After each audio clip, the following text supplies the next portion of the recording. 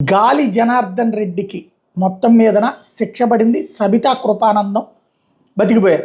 వాళ్ళిద్దరి మీదన కేసు కొట్టేసింది. ఏదైతే సుదీర్ఘకాలం జరిగినటువంటిది రాజశేఖర్ రెడ్డి బ్రతికుండగా ఓబులాపురం మైనింగ్ అన్నటువంటి కాన్సెప్ట్కి సంబంధించి తలెత్తినటువంటి వివాదం.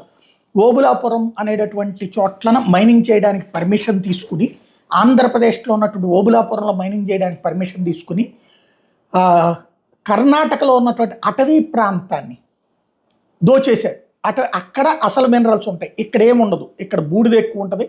ఇక్కడ ఓబులాపురంలో 100కి 10% ఐరన్ ఓర్ వస్తే కర్ణాటకలో ఉన్నటువంటి అడవి ప్రాంతంలో 100కి 60% వస్తుంది. దాని ద్వారానే వేల లక్షల కోట్ల రూపాయలు, వేల కోట్లు అయితే మినిమం సంపాదించేశాడు. దాంతో చివరికి టాయిలెట్ కమోడ్ కూడా బంగారంతో కట్టించుకున్నంతటి ఈగోయిస్టిక్గా వెళ్ళిపోయాడు గాలి జనార్దన్ రెడ్డి. గాలి జనార్దన్ రెడ్డికి ఇప్పుడు వాస్తవంగా తీవ్రమైనటువంటి ఆగ్రహం వ్యక్తం చేసింది.